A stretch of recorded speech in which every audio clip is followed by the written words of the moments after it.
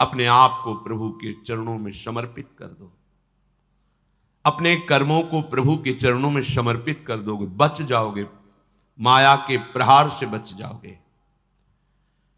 प्रभु कहते हैं जो शुभ शास्त्र के विधान के अनुसार कर्म किया गया और अशुभ जो शास्त्र के प्रतिकूल आचरण बन गया है, वो भी सब मैं संभाल लूंगा, तुम केवल मेरी शरण में हो जाओ, तुम्हें नहीं भोगना पड़ेगा। भगवान कह रहे हैं। अगर बुद्धि ही खराब है तो भगवान की बात समझ में कैसे आएगी। कितना बढ़िया कृपा करके भगवान हमें उपदेश कर रहे हैं। अगर शास्त्र प्रतिकूल भी आचरण हो गए तो तू चिंता मत कर, मेरी शरण में आ जा। अनंत माताओं जैसा दुलार लेकर प्रभु,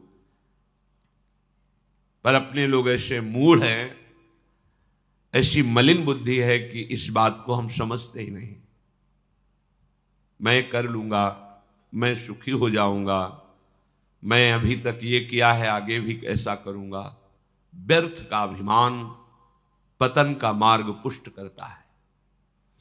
श्री भगवान कह रहे संन्यास योग का तात्पर्य होता है भगवान के चरणों में समर्पण करना, अर्पण करना। जब सब कुछ तू मेरे को अर्पण करेगा तो तू मुक्त हो जाएगा, जीवन मुक्त, और जीवन मुक्त परमानंद का अनुभव करता है। ये फल है। तत्कुरुष मदर्पणम, जो भी तू कुछ कर रहा है, यत करोषि, मेरे को अर्पण कर दे। बचा रहे हैं भगवान, बच जाओ। कर्म दोष, कर्म बंधन, जन्म मृत्यु, इससे बिल्कुल बचने का उपाय भगवान बता रहे हैं। पर इतनी मलिनता है हमारी बुद्धि में कि अभी सुनेंगे फिर भूल जाएंगे। अर्पण करने की भावना ही नहीं बन पा रही। एक स्थिति आती है जिसमें अर्पण करने का भी भाव नहीं रह जाता, क्योंकि अर्पण करने वाला ही नहीं बचा तो क्या अर्पण करें। वो एक स्थिति है, इसे बुद्धिवाद से लेकर के ना चले, नहीं तो स्थिति नहीं प्राप्त होगी, केवल बातें रहेंगी। हमारी स्थिति है शरीर में, शरीर संबंधियों में, भोगों में। देख लो तो आपको अभी ये अनुभव करना चाहिए कि अभी अहंकार है, देहाभिमान है, कर्तृत्व भोक्तत्व भाव है, तो समर्पण वृत्ति में आओ। हर कर्म प्रभु को समर्पण करो, हर क्षण प्रभु को समर्पण करो, प्रभु के आश्रित हो जाओ। श्री भगवान कह रहे हैं हमारा सबके प्रति समभाव है। समोहम सर्वभूतेषु न मे द्वेष्योस्ति न प्रियः, ये भजन्तु माम भक्त्या मयि ते तेषु चाप्यहम्। बहुत अमृतमयी बात श्री भगवान कह रहे हैं। समोहम सर्वभूतेषु, मैं बराबर सब में विराजमान हूं, चाहे जड़ हो, चैतन्य हो, पापी हो, पुण्यात्मा हो, कोई भी हो। विद्या विनय संपन्ने ब्राह्मणे गविहस्तनी स्वनीचय सुपाके चा पंडिता समदर्शिना। जो भगवान का भजन करते हैं तो भगवान का प्रभाव स्वभाव उतरता है, वही उनका स्वभाव हो जाता है। जैसे भगवान समदर्शी, ऐसे भगवान का भक्त समदर्शी हो जाता है। निरपेक्षम मुनिम शांतम निर्वैरम समदर्शिना। यहां भगवान समोहम सर्वभूतेषु, स्थावर जंगम, पवित्र अपवित्र, देवता मनुष्य, कोई भी, सब में भगवान समान रूप से विराजमान है। न मे द्वेष्योस्ति न प्रियः, मेरा कोई द्वेष का पात्र नहीं है और न मेरा कोई प्रिय है। ये भगवान का सिद्धांत है। आगे की जो बात कह रहे हैं वो बहुत मीठी बात कह रहे हैं। मेरा स्वभाव है समदर्शी, ना कोई मुझे प्रिय है ना कोई अप्रिय है, ना मेरा कोई द्वेष का पात्र है ना कोई प्रिय पात्र है। पर ये भजन तो माम भक्त्या, जो मुझे भाव से बसते हैं, मैं पक्षपात ले लेता हूं उनका। ये खास बात है। बस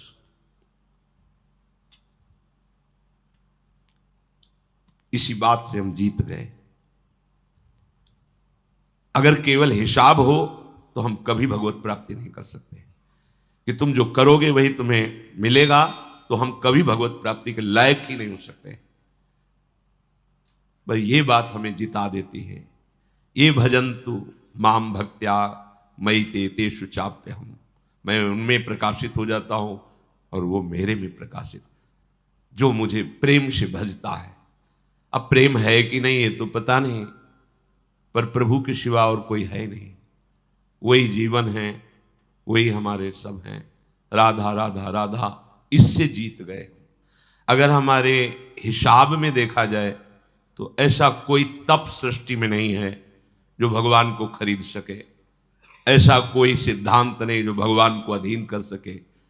जैसे मां मेरा बच्चा है ऐसा मान करके हर समय आंतरिक दृष्टि रखती है, जरा सा भय उपस्थित होने पर आगे खड़ी हो जाती है। ये तो एक अंश का वात्सल्य है, वो वात्सल्य समुद्र है। बस इसी बात से हम जीत गए। नहीं तो भगवान जब अपने स्वभाव में हो तो हम कभी भगवत प्राप्ति नहीं कर सकते। भगवान का स्वभाव क्या? समोहम सर्वभूतेषु न मे द्वेष्योस्ति न प्रियः, मेरा कोई प्रिय नहीं है और कोई अप्रिय नहीं है। फिर तो हमारी बात नहीं बन पाती। अगर हमारी बात बनी है तो उनके दुलार से बनी है। उनका दुलार कैसे अनुभव में आया, कैसे आता है? अपनापन करने से। मेरे प्रभु जैसे भी है हम आपके हैं नाथ, अब आपके सिवा हमारा कोई सहारा नहीं। और ये बात जब वाणी से हृदय में उतर जाती है तो फिर जो चमत्कार जीवन में होता है वो किसी और साधन से नहीं होता है। मृत्यु से बचने के लिए बड़े बड़े उपाय किए जाते हैं। जब हार हो जाती है उपायों की, तब ये बात ध्यान आती है कि है कोई ऐसा जो मुझे बचा सकता है। नहीं, जीव का ऐसा स्वभाव बन गया है कि वो पहले भगवान की शरण होता ही नहीं है। वो जब तक हार नहीं जाता तब तक भगवान की शरण नहीं होता है। ये पक्की बात है, ये स्वभाव है उसका। आखिरी दम तक वो तिनके का भी सहारा लेने की कोशिश करेगा। जब तिनके का भी सहारा नहीं रह जाता तब वो हारे को हरिनाम, तब वो सहारा लेता है। अगर पहले ही ले ले तो हारना ना पड़े, उसे विपत्तियों का सामना ना करना पड़े। एक बार देवताओं ने देखा कि युद्ध में जितने असुर मारे जाते हैं, दैत्य, उन सबको भगवान शुक्राचार्य जी के पास संजीवनी विद्या है। विद्या का प्रयोग किया, तत्काल जीवित हस्त पुष्ट। भगवान बृहस्पति जी के पास ये विद्या नहीं। जितने देवता मारे जाते वो अंग भंग वैसी स्थिति में रहते, मृत तो मृत। भगवान बृहस्पति जी के पास ये विद्या थी नहीं, भगवान शुक्राचार्य जी के पास। देवताओं ने बृहस्पति जी को अपना गुरु माना और दैत्यों ने शुक्राचार्य जी को गुरु माना।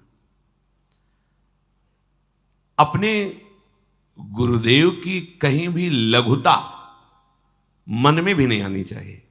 इसलिए देवताओं ने कभी बृहस्पति जी से ये प्रार्थना भी नहीं की कि आप संजीवनी विद्या सीख लीजिए, हम लोगों को जिलाने, कभी प्रार्थना नहीं की। गुरु महिमा है। पर उनके बड़े पुत्र का नाम कच्छ था। उनसे बात की कि आप हमारे गुरु पुत्र हैं और हमारे ऊपर सबसे बड़ी संकट की बात है कि कोई साधन नहीं है जिससे हम अमर हो सके। और शुक्राचार्य जी के पास साधन है, संजीवनी विद्या। कोई भी असुर नहीं, जो भी मरा उसको तत्काल जीवित कर दिया। अगर आप जाएं भगवान शुक्राचार्य जी के पास और शिष्यत्व स्वीकार करें और उनको प्रसन्न कर लें तो आप अधिकारी हैं, आपको वो संजीवनी विद्या दे सकते हैं एक जीवन को जिलाने के लिए। अपनी जो पराविद्या है, ये जन्म मरण का चक्र ही रोक करके श्री जी के पास प्राप्ति कराने वाली ये पराविद्या है। जिनसे संजीवनी विद्या प्रकट हुई है उनकी भी संजीवनी है हमारी लाडली जो। जय श्री हरिवंश मदन सर जर्जर विथिकित श्याम सजीवन मूली। दिव्य प्रमोद रससार निजांग संग पीयूष बीच निचय रवि सेचयंती कंदर्प कोटि सर मूर्छित नंद सोनु संजीवनी जयति कापी निकुंज देवी। ये जो अपने पास विद्या है ना, ये परा विद्या है, करोड़ों संजीवनी विद्या इसके समान नहीं। क्योंकि हमारी लाडली जो अनंत ब्रह्मांडों के ईश्वर भगवान श्री कृष्ण की भी संजीवनी मूरी है। संजीवनी जयति कापि निकुंज देवी।